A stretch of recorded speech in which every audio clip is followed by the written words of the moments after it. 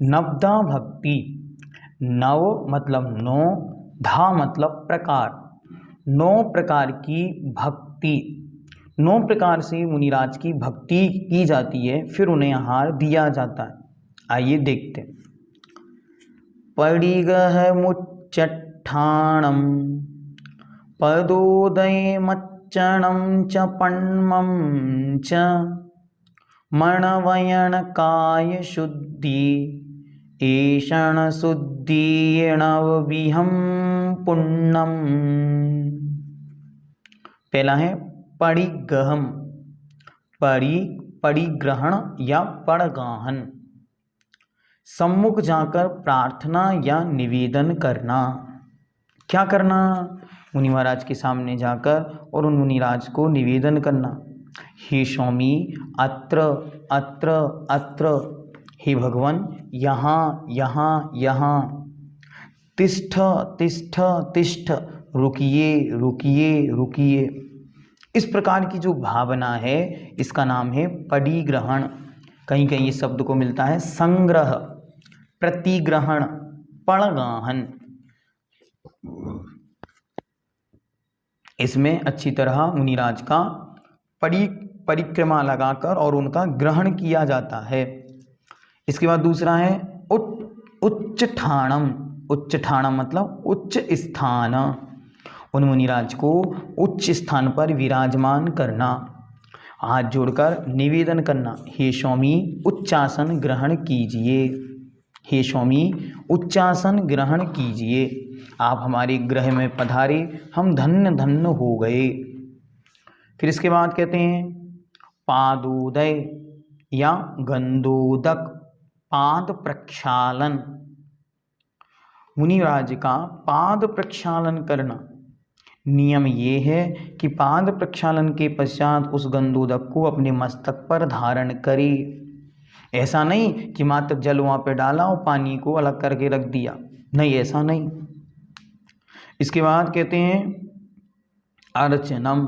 अर्चनम मतलब पूजा, उन मुनिराज की अच्छी तरह पूजन करे, पर ऐसी पूजन भी नहीं करना कि शुरू की और 1 घंटे तक पूजन चल रही है, नहीं। अब इन सब के संस्मरण सुनाएंगे आपको तो बड़ा आनंद आएगा कि देखो कैसे कैसे जीवन होता है। फिर कहते हैं प्रणाम, नमस्कार या नमोस्तु, उन मुनिराज को नमोस्तु करना अच्छी श्रद्धा भक्ति के साथ। फिर उसके बाद मन वयण काय शुद्धि, मन वचन और काय की शुद्धि। हे प्रभु, हे स्वामिन, मेरी मन की शुद्धि है, वचन शुद्धि है और काय की शुद्धता है। मैं मन से पवित्र हूँ, मेरे वचन भी पवित्र हैं और मेरा शरीर भी पवित्र है। और अंत में कहते हैं आहार जल शुद्धि या एषणा शुद्धि।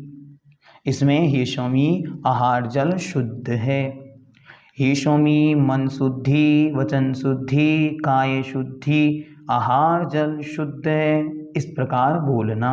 और अंत में पुनः नमोस्तु। इस प्रकार यह नवदा भक्ति, 9 प्रकार की भक्ति जिसे कहते हैं वह यहाँ पर कही गई। अब उसके विषय में विस्तार से बतलाते।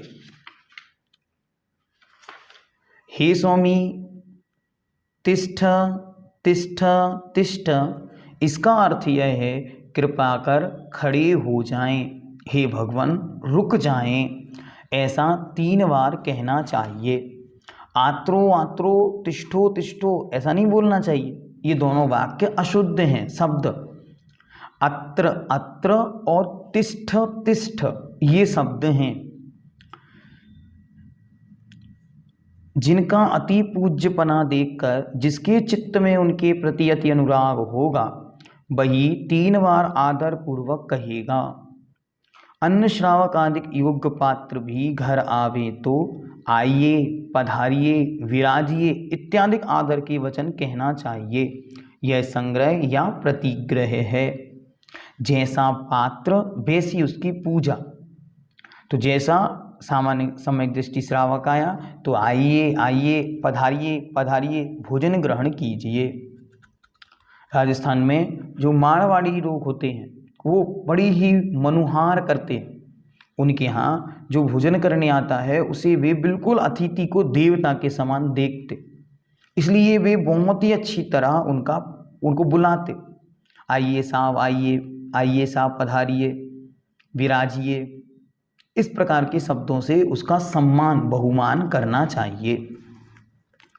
बुलाकर उच्च आसन देना चाहिए, उन्हें ऊंचे स्थान पर बिठालना।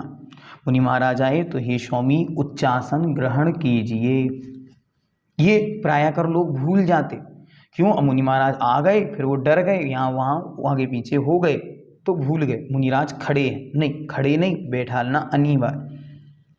किन्हीं मुनि महाराज को कोई अन्य मुनि महाराज आहार कराने आए तो उन्हें भी उच्च आसन बिठालना। कोई मुनि महाराज किसी निमित्त से मानो स्वास्थ्य के निमित्त से देखने आ गए तो उन्हें भी उच्च आसन प्रदान करना। प्राशुक प्रामाणिक जल से पैर धुलाना, उनके पैर को अच्छी तरह धुलाना। किससे? दो विशेषण दिए, एक तो प्राशुक और दूसरा प्रामाणिक जल, मतलब कुएं का पानी ही चाहिए, अन्य जल से नहीं। नहीं, पीने में तो चल जाता है और पाद प्रक्षालन में कोई भी चल जाता, नहीं, ऐसा नहीं।